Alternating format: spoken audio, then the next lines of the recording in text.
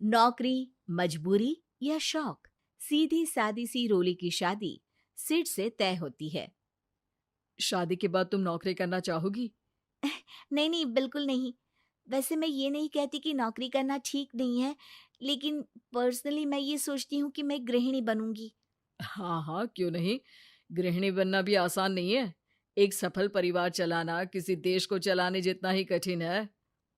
रोली को सिड का साथ और बात दोनों अच्छी लगती है, और फिर वो दिन भी आ जाता है जब दोनों की शादी हो जाती है।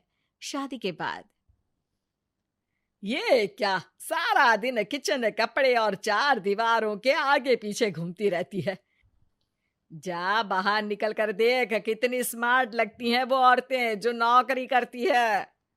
हाँ, अच्छी तो लगती है सासू माँ, लेकिन मैं नौकरी नहीं कर सकती। मेरा मन घर के कामों में ही लगता है। अरे मेरी बेटी तो कमाती है, अपने को फिट भी रखती है और सास को भी खूब शॉपिंग करवाती है।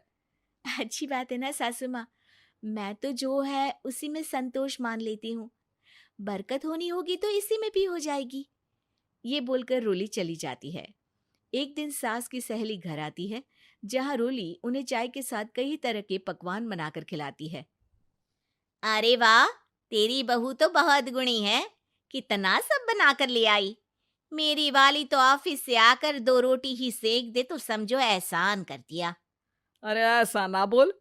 तेरे घर में 2 कार, 4 मंजिला मकान, और तेरे लिए जो वो अपने पैसे से साड़ी लाती है वो भी तो कितनी कीमती होती है। अरे मेरी वाली तो बस सारा दिन इन्हीं 2 कमरों को ताजमहल बनाने में लगी रहती है।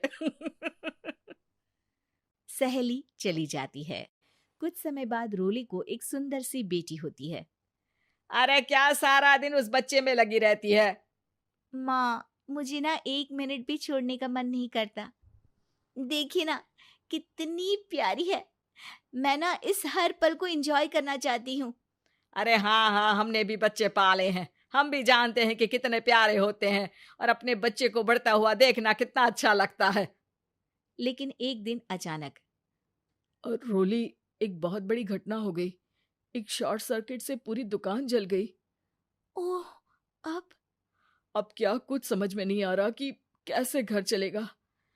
घर की पूरी गाड़ी पटरी पर लाने के लिए कई साल लग जाएंगे, और वापस पहले जैसे होने में भी बहुत टाइम लग जाएगा। रोली, रोली कुछ सोचती है, फिर अपने 3 महीने के बच्चे को देखती है और कहती है, आप कहें तो मैं नौकरी शुरू कर दूं? माँ मुन्नी को देख लेगी, फिर शाम को तो मैं घर आ ही जाऊंगी। सिड कुछ कहता उससे पहले ही उसकी सास वहां आ जाती है। अरे हाँ हाँ, अब भी तुझे नौकरी करने के लिए पूछना होगा। अरे घर पर इतनी बड़ी विपदा आ गई है, तू है कि बच्चे का मुंह देख रही है। अरे क्या मुझ पर भरोसा नहीं है? अरे नहीं नहीं माँ जी, ऐसा क्यों बोल रही हैं आप? फिर क्या था, सिड से पूछकर 3 महीने की बच्ची को रोली सास के पास छोड़कर चली जाती है। शाम को ऑफिस से आने पर अरे सारा दिन इसने तो चैन नहीं लेने दिया, बस गोदी में ले लेकर घूमती रही।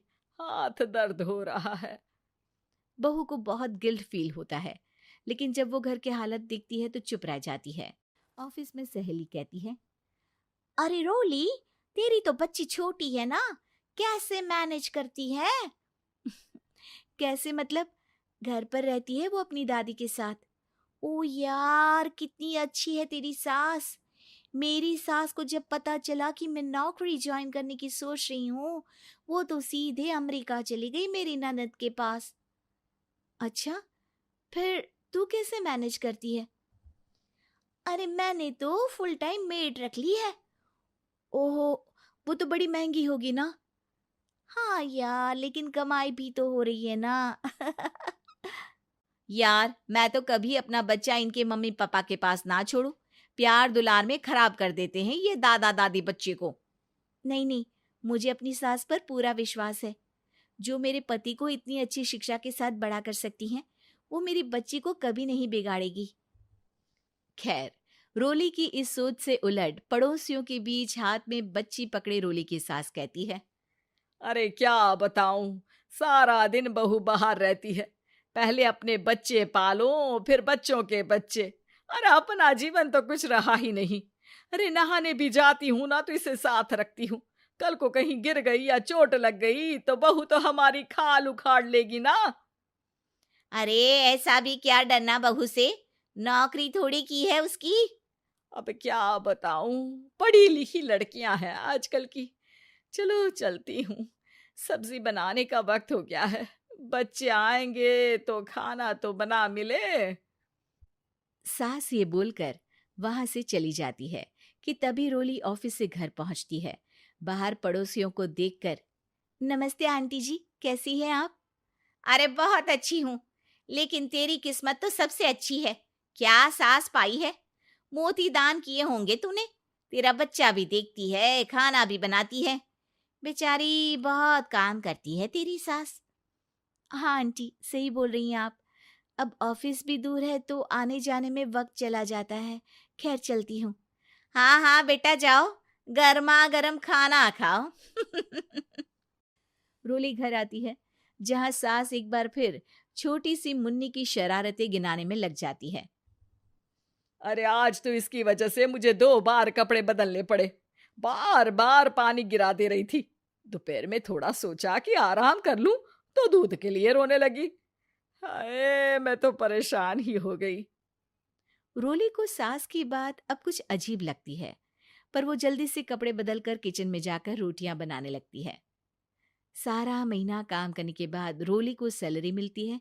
वो पैसे लेकर सीधे सास के पास जाती है। माँ जी, ये मेरी सैलरी।